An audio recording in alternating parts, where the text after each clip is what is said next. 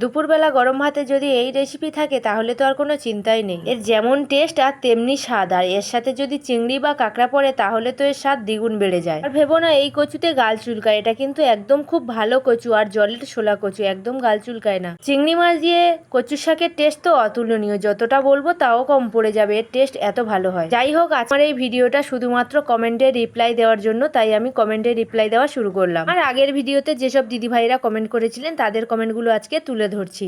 প্রত্যেকটি দিদিভাইয়ের আইডির নাম মেনশন করে আমার ভিডিওতে তাদের কমেন্টগুলো পড়ার চেষ্টা করছি। পোদ্দার আইডিয়াল দাদাভাই লিখেছে মোচা অনেক পুষ্টি, দারুণ, পাশে থাকবেন দিদিভাই। সাবিনা কিচেন সাবিনা দিদিভাই লিখেছে মোমো রেসিপি খুব দারুণ হয়েছে, খুব লোভনীয়, পাশে থাকবেন দিদিভাই।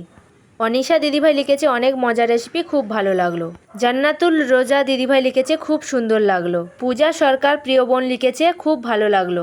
আপনাদের সবাইকে অসংখ্য অসংখ্য ধন্যবাদ আমার প্রিয় দিদিভাই ও ভাই ও বোনেরা। আমার ভিডিওতে এত সুন্দর কমেন্ট করার জন্য অনেক ধন্যবাদ। কুকিং গ্যালারি বয় সুহানা দিদিভাই লিখেছে ইয়াম্মি রেসিপি।